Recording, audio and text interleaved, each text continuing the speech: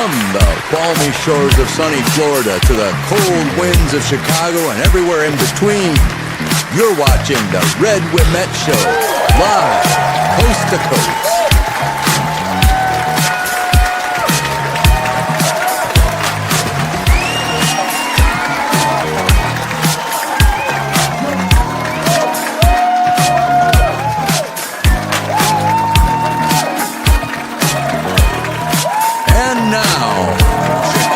Talk of the town, Mr. Red Wemette.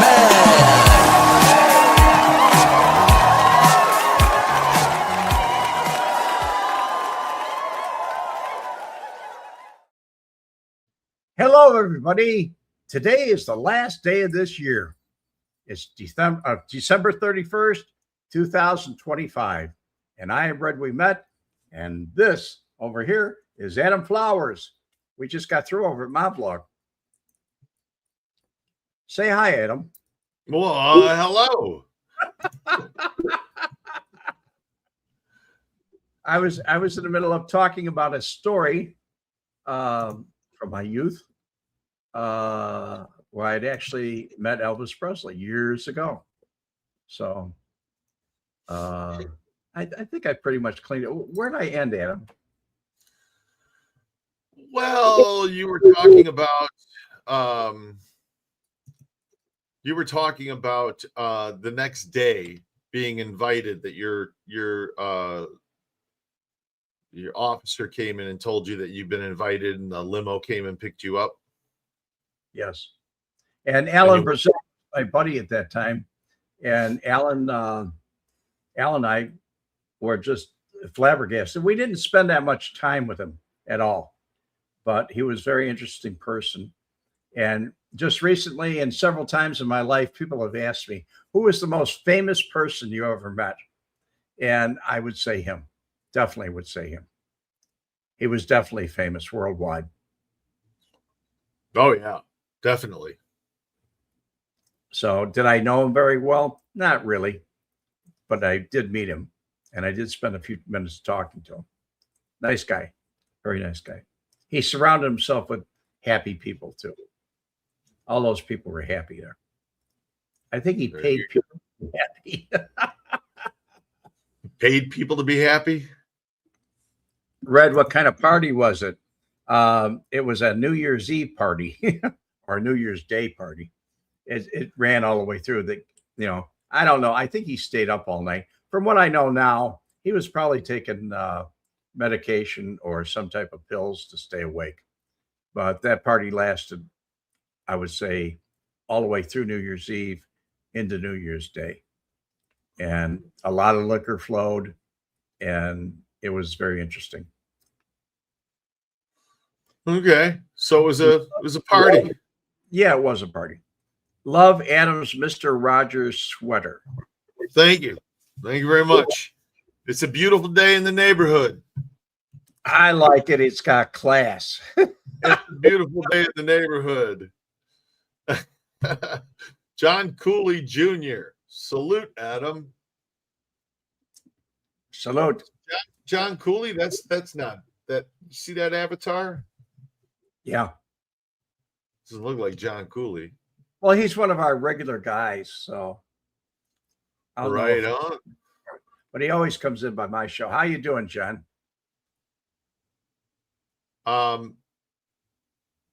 Tim, my daughter Katie's birthday's tomorrow. Happy birthday, Katie. Happy birthday, Katie. And many more. Yes. God bless you. All right, Red. So we got some time here to talk. And what is it you want to talk about? Anything that these guys we could talk about this. You didn't see this Monday. I told you about it, but he said, hopefully not as many trolls as on Monday's show. Hopefully there was a ton of trolls on the channel. What's up with that, huh? We had something crazy happen. I don't know what it was. They said something about it being in the water. Yeah. Yes, I agree with you, Gordio. Anywho, you guys want to pick the subject or you want me to? Why don't you go ahead and pick it? Red pulled in some real winners. Why don't you pick it, Red? Yeah, let's say goodbye with the old, which is 2025, and in with the new. The algorithm. Yeah, it was. I don't know where those people came from, but they were a lot of them for Europe. We had a lot of Europeans, so it was very different. That can happen. So what's your resolution for the year, Red? To make this year better than last year. That's what everybody's resolution is. I do that every year. I never said I'm going to give up drinking. I'm going to give up smoking. I just never did. So this guy says, was Alderman Burke's wife indicted yet? I don't know that she will be. But why isn't Aldberg's wife indicted yet? Yeah, I don't know Who's that she will. Burke? Burke was Alderman Burke? a Chicago alderman that went to prison. I think he checked in by now, did he not, Brian? And he's been it's typical Chicago. He's been getting away with it for like 50 years, but they finally labeled him. Good old Crook County. And they finally hit him with a ton of fines, and he had to pay back money, all different kinds of things. But it cost him a lot of money, but it also, at his age, and he's older, I believe he's in his late 70s, early 80s, they're making him go to prison. And that's kind of rough on an older man.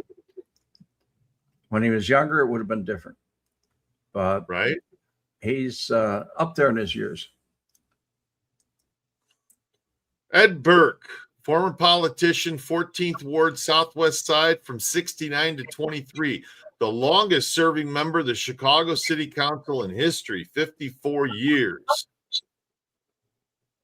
He was an alderman at 25. Was he? He's almost 80? I think he is 80, past 80. Oh, they found him guilty on 2 years in prison. Oh, there's some pictures of him. Boy, he looks like a staunch old son of a gun. He was a tough guy when he was young. Close friend of Mayor Burns. He's married to former Illinois Supreme Court Justice Ann Burke. That's not his first marriage. Oh, he was July of 25. He was transferred to community confinement, likely a halfway house or home monitoring, with full release projected for February of 2026. The guy is not in real good shape. Just like anybody else that goes to jail at his age, it's very difficult for them to handle him. He has diabetes. He's got all kinds of different problems. It's going to be rough for him. Very rough. God. Imagine all the bribes he took. He took a lot as an alderman. Are you kidding me? You couldn't open up a liquor establishment without him getting a piece of the pie. Because back in those days when he was around, they had to sign off on it. So just about everything that went on in his district, he had something to say about it. Guess he entered politics. He was he succeeded his father as ward committee man, and then alderman at age 25. So whole family went in. He opposed Harold Washington, the age. Burke, wasn't that the name of one of the police officers at the St. Valentine's Day massacre? One of the guys dressed as a police officer, I should say. It was, but also he had a family member that was a police officer. If it wasn't him, if I remember correctly, that whole family was friendly with the Dailies. The Burke family was extremely friendly with the Dailies. So it was what it was. He had his heyday. He had his beak in the trough too long, and finally it caught up with him. So he should have acted a long time ago and taken his millions with him. I don't know why he didn't. George Dunn did. George Dunn just walked away, took his millions with him. Any rate, Betty Maltese, John Cooley, Betty Maltese. and Betty Maltese was the mayor of Cicero. And this was after I left Chicago. She was indicted. She was involved with trucking contracts, different contracts that went to different people, but they went to mob people. And she took a little piece for herself. And I believe Christy Burkus took a piece too. He was the former mayor before her. And also he was the town attorney. Her husband was the attorney, I believe, that he got nailed too. But her trial was in the 90s. And it was down at 219 South Dearborn Federal. And I don't know how much time she got, but they really raked her over the coals. They did a number on her. It was a sad story. Corruption is a sad story. Every time I see corruption, I get upset when I see people. Yeah, I see people like they're giving contracts to their family or preferred people, and they take a kickback. And the contract is something like, it's taxpayers' money. And the contract is something like car insurance or something like that. And maybe they're making 50 million. Maybe it's a subsidy for the Leering Center. Yes, similar to that. But that's federal money. That's all that money is federal grants that's given to Minnesota, and it's federal money that's coming to Minnesota, and then Minnesota is giving it out to these criminals. Corruption. Yes, that's what it is. Corruption. Corruption I wonder if they're going to get to the bottom of that. I wonder if anybody's going to get arrested. If any dominoes are going to fall because of that. They already have, according to Cash Patel, 59 have already been sent to prison. And I think it was 87 were indicted. So how high up the ladder did they get? Not far enough, but now they sent more agents in there. They sent ICE agents in to, if any of the Smolians are not legal, they're not going to be here very long. But if they're under indictment, they're going to get the money back. So that's going to be bad. Very bad. Scott, you're right. Corruption is king, and that's what I said when I was talking about Bob Cooley. He wrote a book that called "When Corruption Was King." Well, it still is. It hasn't left. Yeah, it's going to be that way. The lady warden of Dixon was also corrupt back in the day. Yes. I don't know if you were from Chicago. There wasn't many people that weren't corrupt. Huh? Madigan, yeah.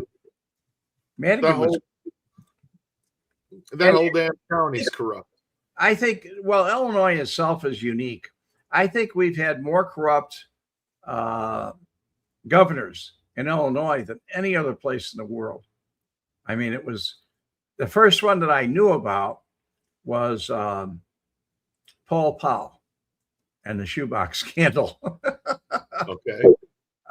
He was Secretary of State, but it just got worse and worse and worse. For the governors that have been indicted and gone to jail from governor or from Illinois, it's really rough.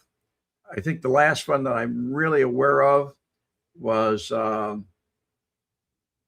not Jesse White.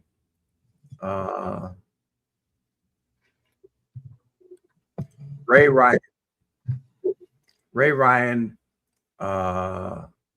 He did the unthinkable.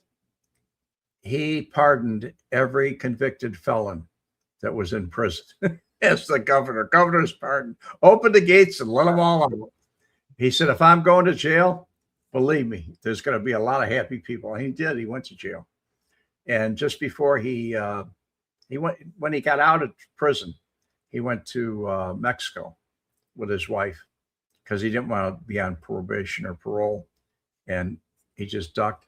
But he did call me, and that's when I lived in Palm Beach. And he called me on a very strange number that was coming out of San Diego.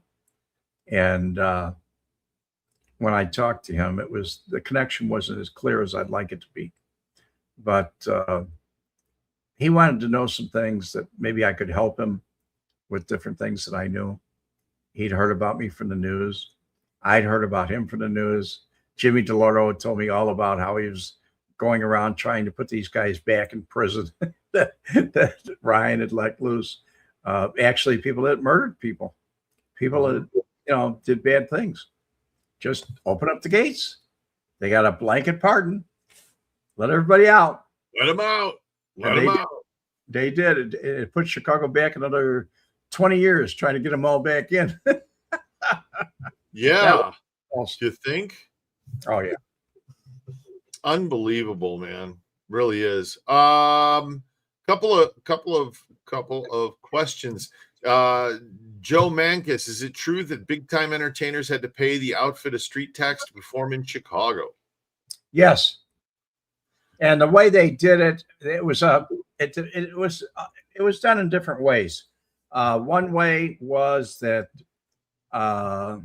you would play their nightclub, and they would pay you their set fee. Like I've told people before, Kurt Hansen, he had one fee.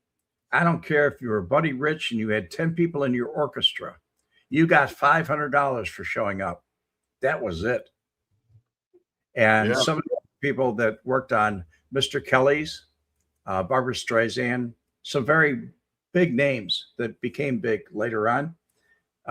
They took a piece of their action. And they also told them they had to join the Entertainment Guild in order to perform in Chicago. So they had a fee to pay. There was a way they got their kickbacks illegally, but legally. Right. Very cleverly done. Berwyn Theatrical Agency was one. Joseph Coyle wants to know, Lisa Madigan related to Mike Madigan? Yes. They are. Yes. Oh, yeah. Are you kidding? It's like the Pachinskis. They put the whole family in business. So Madigans did the same thing. Speaking of family, Danielle Fiore. Part of my family they went from Kwiatkowski to Flowers, and the other part became Quiet, and then another part became Fiore. So we could be related, Danielle. Why is Chicago so gay? Or Daniel. Sorry, not Danielle. Daniel. We could be related. Why is Chicago so gay? I don't. What do you mean gay? It means gay nightclubs. Why is there so many gay night? No idea. I didn't know they had. Go to like Wrigleyville, that area, to find. Right? I was told they don't have any anymore because gays were accepted every place, and it just didn't make sense to go into business to cater to them at one's place. So they really don't have the gay nightclubs anymore, from what I understand. But I'm not there, and I'm not in the gay crowd, so I really don't know much. Could be because of Red's bookstore.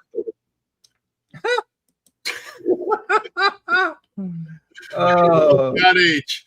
Trump didn't pardon anyone that didn't deserve it. The Dems overcharged innocent people. Biden pardoned crooks. Okay, well, all right. Where are Tony and Joe Rizza? So we talking about Rizza Chevrolet? Or my brain? He must be.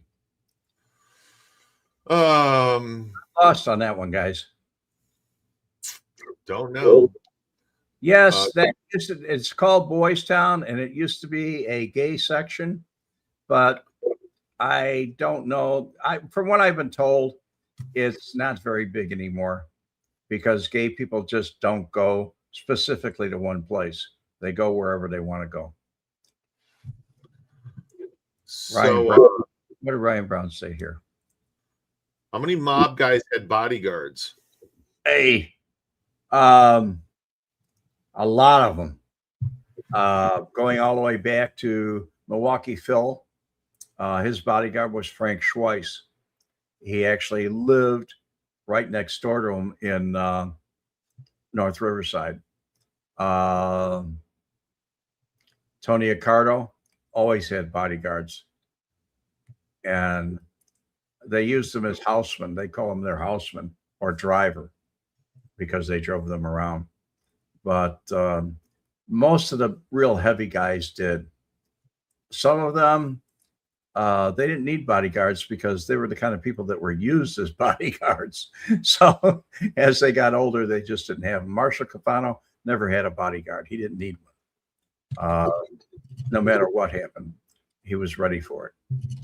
He'd killed quite a few people in his time. So it was what it was. But how many of them? Too many to count. Ryan, sorry, but that's the way it was.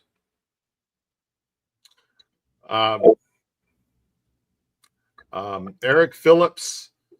Hey, Adam and Red from Minneapolis, the most popular place to be. You guys want to go in partners on a daycare? The art outfit would have a heyday. Yes, we'll call it the Tiny Tantrum Tamers, or the Booger Boulevard Daycare, or Diaper Duty Dynasty. How's that one sound, Red? Yeah. Well, we could hire a playhouse. We could hire some real people and do the real thing and get paid by the government. But the truth of the matter is, I don't really think I want to. I just don't think that at my age, I would be very good at managing little ones. And to have to hire. Whoa. I think the guy was a joke. He's not serious, Red. My answer is not serious. Oh, my age, I don't know if I want to be changing diapers or not. One went over your head. Sure. You went to the Billy Goat Tavern in Chicago a couple years ago. Cheeseburger. The Billy Goat Tavern. What Have is you been it? there, Red? No, I never heard of it. Cheeseburger? Really? No. Oh man, that's a Chicago class. That's crazy. You've never heard the Billy Goat Tavern? You know about the curse of the Billy Goat, right? No. You don't know that they brought the Billy Goat down to the Wrigley Field and they claimed that the goat cursed the fucking. They had to bring a goat back to break the curse and sacrifice it on home plate or something. I remember the bullshit that was going on at the time. Yes. Oh my gosh. Yeah. Jim Magnifici. Disappearing Diapers Daycare. I like Diaper Duty Dynasty. DDD. Either way, it works. I like this. The kids have shock collars. You can train them like you train the dogs. That's what Edward Burke has. He's got the collar around his ankle now, sitting at home. Got to wear the ankle bracelet. You ever know anybody had to wear an ankle bracelet? Yes, several.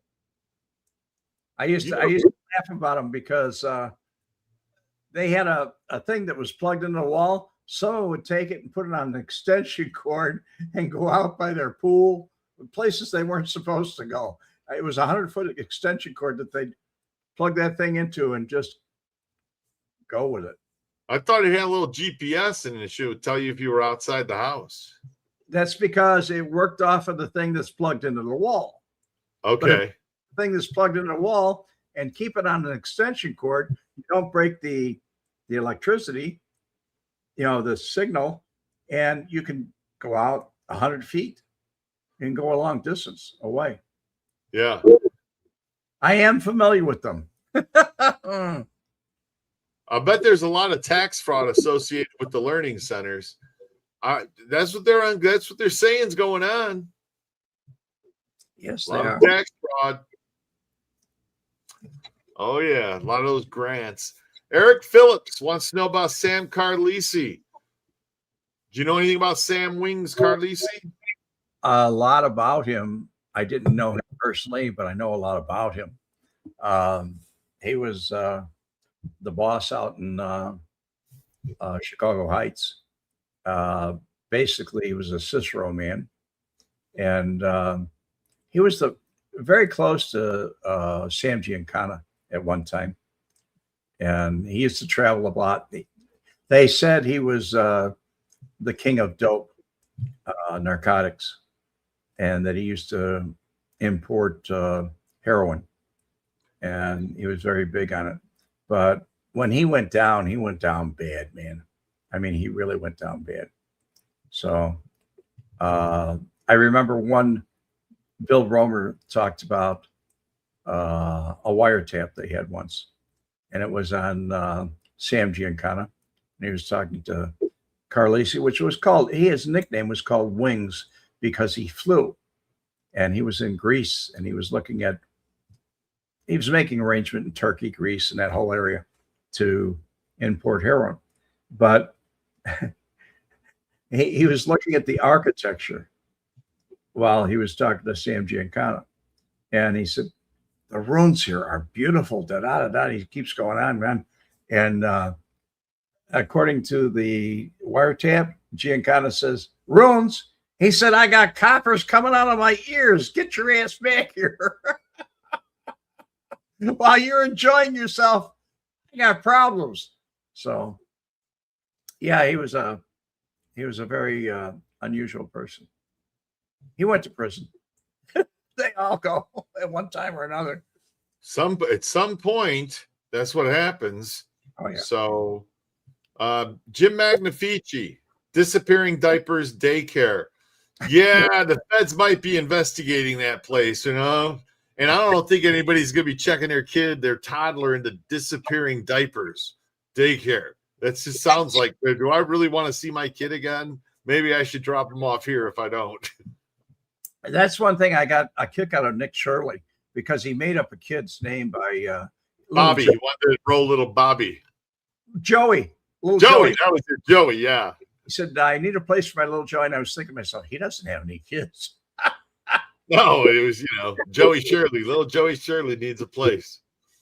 I thought that was pretty funny, but yeah. I did too. I mean, not the whole scandal. I don't think it's funny, but the way he went about some of it. God, unbelievable. All right, Mena, Arkansas, Tim Perrone. Yes. Drug capital of the U.S. What's going on in Mena? That was when Bill Clinton was our governor of Arkansas. I think I told you about this before. Barry Seal used to land his planes there, and there were tons and tons at the airport of not heroin, but cocaine that came in. And when Bill Clinton found out about it, people were complaining about it. Somebody knows about this. Yes. Basically, that's what it's all about here. Mena, it's Billy's little CIA deal. Yeah. Slick Willie. What happened was Clinton called in the state police, and he sent them out there because they were told by neighbors there was activity, and the base was closed. It was an old base. It had been closed for 20 years. And so he sent his men out there. They were stopped at the main gate by men in black that had machine guns and said, you can't come in here. And it turned out that they were CIA agents. And he called up George Bush, who was vice president at the time. And they had some words. And he backed off of that whole operation with his state operation because Bush said, you're going to upset national security. Well, it cost Bush the election, and Bill Clinton became president of the United States. And that's how he did it. Good old blackmail. Good old blackmail. Hillary and Bill got 50 grand each every time Barry Seal landed with a load of cocaine. I don't know that as a fact. If you do, I'd like to know where your figures come from, because it wasn't done that way. They traded favor for favor. But if you know that, Jeff, tell me where you got your information from. If it was from a documentary or if it was from a newspaper, where it was from. I'm really curious. I want to know. Lark Bark. I've always wanted to go to Chicago to see what it's like, of course. Lark, depending on the time of the year you go, be sure to bring a heavy, heavy, heavy jacket and possibly bulletproof vest. Yeah. Definitely the bulletproof vest. The jacket's optional. Yeah. But I'd bring the jacket with too if I were you. It gets a little chilly up there. It's not exactly what it used to be. It was very different. Very, very different. Jeff Holmes, Seal said he couldn't get caught in Arkansas. Who couldn't? Seal, Barry Seal. The one who was No. flying coke into Arkansas. He had total protection from the Air Force. It's wild. He was totally protected. And not only that, he flew from under the radar, under 500 feet. Yeah. Going up the Gulf. He left Florida. He would refuel in Florida in the Everglades and just go straight up. It was something else. Crazy. Lark Bark. If you go to Chicago, you might want to get an armored car as well. Although if you drive around in an armored car, there's a chance you're going to get robbed. Good point. Yeah, so I mean, an armored car might cause protection, then again, it might not. So, okay, I'm from the West Coast, Pacific, California. Lark Bark, I'm sorry. I asked him like go hand in hand. Oh well. that information where he was from, and it's not accurate information. Roger Reeves was Barry's boss. Barry Seals. Who was Roger Reeves? Barry Seal did not have a boss, period. Oh, okay. As a matter of fact, he told the DEA agents, he grabbed one by the collar and he told them, "You're not my boss. You don't own me." Kind of like I used to. You can't own me. Can't own me. Mm-mm. Eric Phillips, who would you rather trust, a politician or an outfit guy? I'll go with the made guy. At least you know what you're getting. The government is the real mob. I never had an outfit guy lie to me, ever. Never in my life. Not one. There's not one lie that was ever told to me. So. Really? How do you know that? As time went on, the questions I asked or something, I found out that they were facts. Nobody ever lied to me, or they said, "I don't want to talk about it." There were a lot of guys that said, "I don't want to talk about it." If you said, Right. "You want to talk about it," that's okay. But they didn't lie. Nobody promised me anything that I didn't get. Right. I can't say that about our government. Our local police, our county commissioners, all the rest of the people, they make you promises that you're not going to get. You know, you may not get them. Just the way it is. Dito Guapo. I was a politician for 8 years, and you'd still be one if you were corrupt. So you're saying you weren't corrupt as a politician, and that's honorable. If you went in and did your duty and served the people who elected you, then good on you. And there's got to be some politicians out there that want to do the right thing, that try to do the right thing, and go up against that machine of corruption. In Florida, we have a place called Palm Beach County, which is we call it Corruption County. I lived there at one time, and I ran for the Port of Palm Beach County. I wanted to be on the Port of Palm Beach, and I won for one term because I wasn't corrupt. I wouldn't take money to turn my head and look the other way. I wouldn't go along with the crowd. I was a dissenting opinion on everything, and that was the end of my politics. That was the end of it. And also, did you see the 2017 film American Made with Tom Cruise? I know I did. I just don't remember it right offhand. Refresh my memory. Okay, William Roger Reeves, also referred to as Roger Reeves, is a former American pilot and self-described prolific drug smuggler. That self-described prolific drug smuggler who worked extensively with the Pablo Escobar, and George Ochoa. He met Barry Seal, the infamous pilot portrayed by Tom Cruise in American Made, on a flight back to the U.S. After SEAL's release from a Honduras prison in 1980, Reeves, who had deep connections with the cartel, recruited SEAL and employed him as a pilot for cocaine smuggling operations for about 2 years. False. It was all Hollywood. That's part of the movie. Okay. He may have gotten him in there to talk to Pablo, but he made his own deals after that.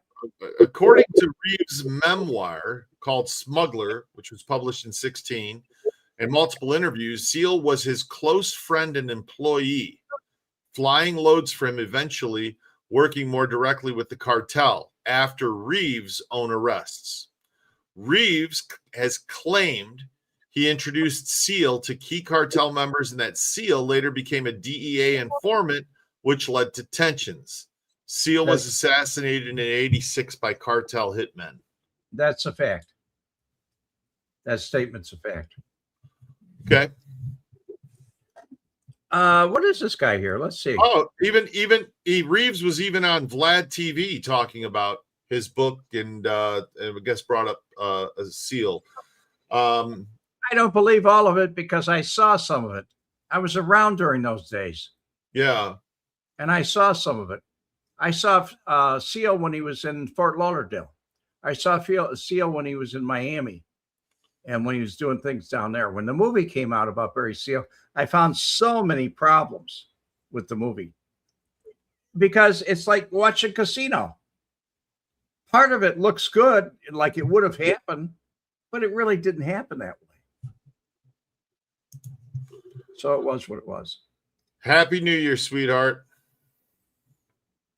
Allie said hi. Happy New Year. Hi, Allie. God bless you, Allie. Have a happy New Year. Hope that 2026 is better than 2025. Okay. We have a guy here. What's his name? Something called Cookies for. I know that 1% motorcycle clubs used to do work for the Clintons. It's way back. Yeah. That's way up there. Reeves was hired by SEAL. Reeves was pushing herb and Barry got him in with the Ochoa. I don't know exactly how that, I don't know exactly how that worked.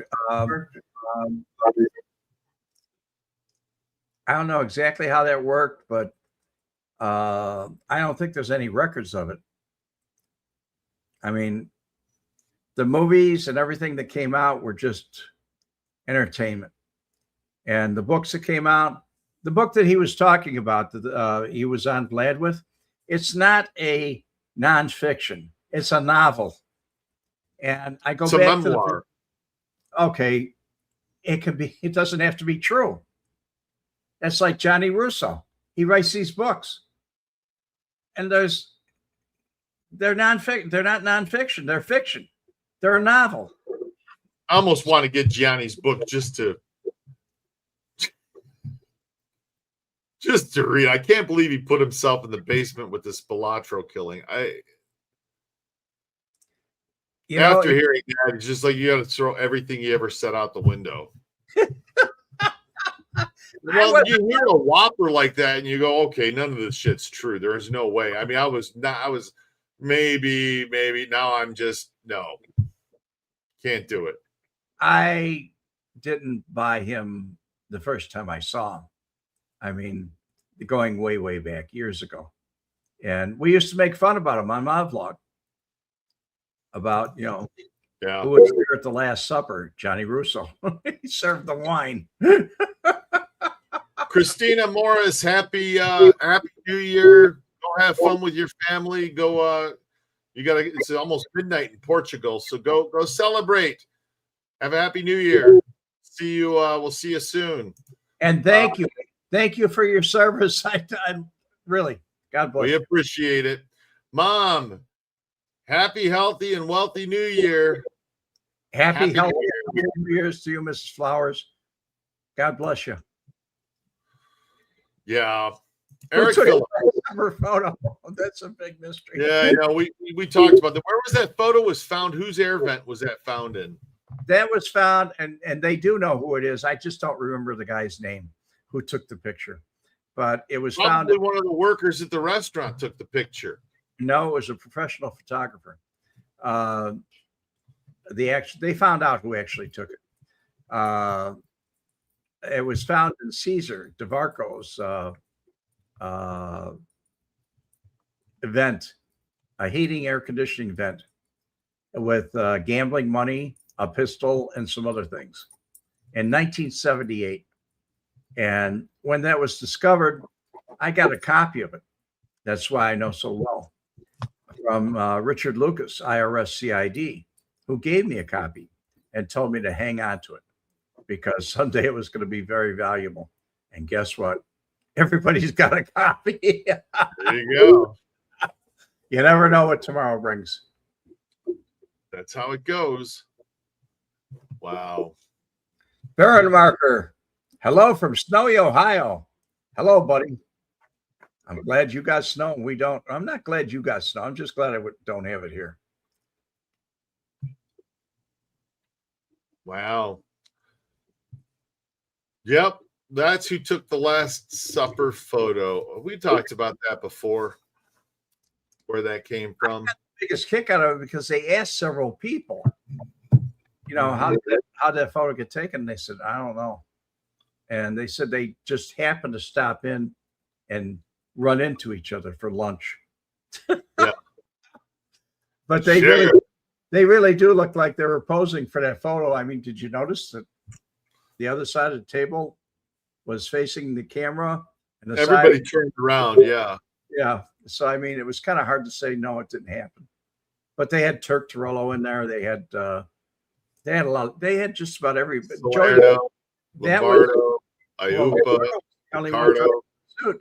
Lombardo was the only one dressed in a suit because that's when he was made as street boss. That's when he was made as street boss. And next to him is Jackie Cerrone on his right-hand side. Yeah. And at the head of the table, naturally, was Tony Accardo. I believe that was taken in like 1975, if I'm not mistaken. The same year Sam Giancana was murdered. Yeah.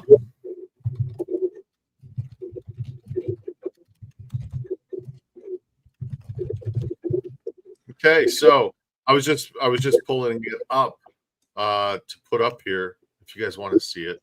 A couple of years later, but I do not know what much trouble DeVarco would get into. Big trouble. He got into trouble for the gambling and everything else. As far as the picture goes, that was the least of his problems. He went to prison. He went to prison for racketeering, extortion, gambling. He was the boss of Rush Street. And it was something else. I heard about Accardo was on a Yupa. I heard Accardo was on a Yupa about getting that picture cut. I don't know. I don't know where you heard that, but I don't know anything about it. I wasn't on the inside with that. I was on the other side. There is the picture. And I believe we have Tony Accardo. And my eyes are not too good. Who's the second guy? Which row? We're next to Tony Accardo, right behind him. Well, the guy on the far left is Joey Iupa. Can't miss that one. Then there's the smaller guy. I don't know. Then Vince Solano, right? Right. And then another guy, then Jackie Cerrone, and then Joey Lombardo in the back row. I don't know those two. Then you got Accardo. I don't know who the other Turk. That's Turk Torello. Turk Torello. And the guy with the glasses. That's Caesar DeVarco. Caesar DeVarco, right? Right. And then finally the guy on the end. That I'm not sure who he is. And the other guy over here is his nickname was Black Sam Amato. He's next to Iupa. Yeah. And he didn't live long after that. Yeah. And what does he say? No Joe picture. Amato? Pardon? Joe Amato? Yes. Black Joe Amato. Yeah. They called him Black Joe because he was Sicilian and he just had really, really dark skin. No picks with bosses. Big no. Bit Joey Lombardo in the ass later.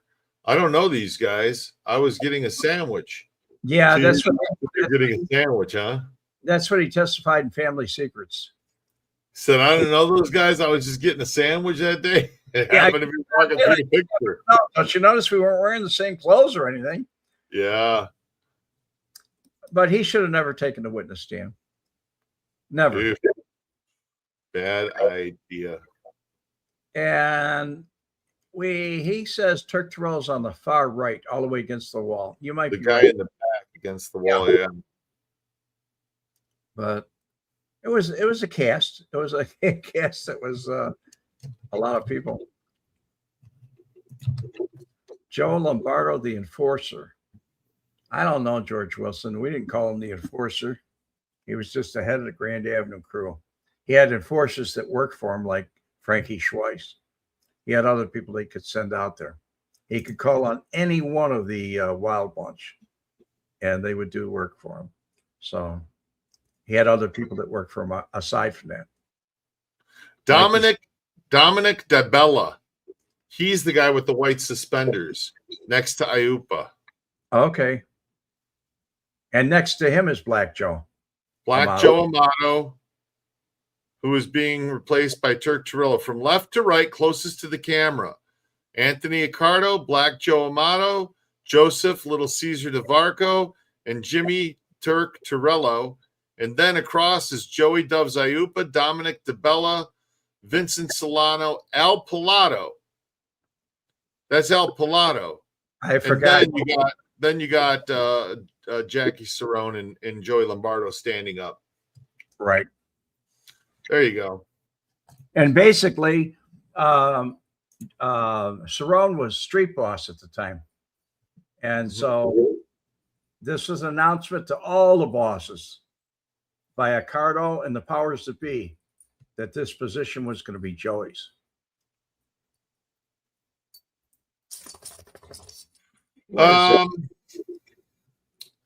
Hey, that was the original Subway. They were making Joe a ham sandwich that would later get indicted and whacked.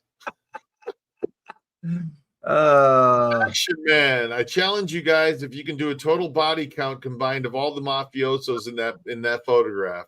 I mean, how many people were killed because of those guys' orders? Well, that's one challenge that I won't take because I don't have that knowledge. And if I did, I wouldn't be alive here talking to you. Yeah, the one next to Iupa had cancer. That was Black Joe. Yeah, he had cancer. So did Al Pilato. Sorry, Dominic DeBella. He's the one who was dying with cancer. Dying from cancer, rather. So you don't die with it, you die from it. You know, I hear so many people asking this question that I have to put it up. Should have ordered the tuna? No, I missed it here. Did either of you guys hear or meet a Greek named Gus Zappis? No, never. But I hear a lot of talk about him. All right. Dancing Bear, go back and look at the channel. We did a few episodes of Mad Sam if you want to go check those out. And if you look on my channel, you'll see the time I went to Mad Sam's basement. Just go to my channel. You're on my channel if you're in YouTube. Just search. Type in Mad Sam. Yeah, you'll find Sammy D. Yes, indeed. That's right. Bell was sick. Pilato was shot recently or will soon. Yes. Yeah. On the golf course. That's what happened. That's what happened. It's interesting to read some of these things that I heard about years ago, just hearsay from the guys, and read them in Mike Burns' room, the outfit past the present news articles, because sometimes they give a good enactment of what happened, and sometimes they don't. They make a lot of guesses. A lot of people do a lot of guesses, man. All these channels, and especially the AI videos that are coming out that are just, some of them are not accurate at all. No. Matter of fact, they disturb me because they're not accurate. George Wilson said 92 he drove a semi truck for Joe DeBella in Bensonville, Illinois. I wouldn't doubt it. Bensonville. Boy. That's where Victory Auto Wreckers. well, also that's where what died. Danny Tony Seifert. Michael. Danny Seifert. He was murdered out there. So is Tony and Michael. In Bensonville, yes. They were killed in Bensonville, buried in Enos, Indiana. Yes. Enos, not Enos. Enos, like penis. Some lady came on the tour who went to school in Enos, Indiana, and she told me that I was mispronouncing it. Well, all right, then. YouTube better give the option to filter out that AI garbage. I don't know. Don't know what's going to happen. Alert. I think there should be a spoiler alert where it says AI generated before you even click it on. It's one thing to generate an image or a little video, of like B-roll. That's one thing. It's another thing to completely have AI write the whole thing and do, because it's not going to be correct. I've tried to have this. And the thing is, this subject matter, there's not a lot of records out there for AI to look at to know. So, yeah. So, grandpas. Yes, all of them were, except Joey Lombardo. He wasn't a grandpa yet. 2 years later, he was. But the rest of them were all grandfathers. They all had children that had children. Eric Phillips, have you seen Calabrese speak at the Mob Museum? I heard he's there permanently or something. And are you still doing the Mob tour? Yes, I am still doing the Mob tour. I've had Frank Calabrese on the show a couple of times. I've interviewed him and talked to him. And yes, he is at the museum doing some talks. He started out there as an intern. He started out there as an intern, and now they have him there all the time. I don't think he was an intern. I don't know if that's the right word for it. The term that's the term they use. Yeah, I don't think they had him as an intern. An intern, somebody studying for a job. He brought in as a speaker, I'm pretty sure. So the term they used was intern. He was going to be there for 2 months, and it seems like he took off and he's selling his book there and he's happy. So it is what it is.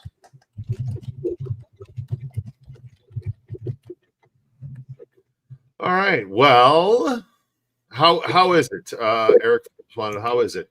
It's an interesting interview. What can I say? Go and watch it on the channel, and then make your own decision. That's what we do. So yeah. So yeah. Anyway, what do you say, Red?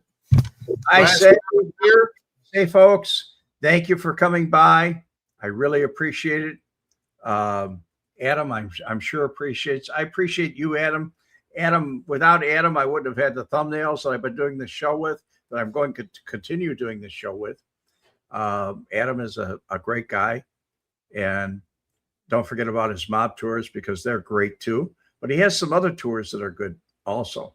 He has go to VegasSpecialtyTours.com, and you can find them there.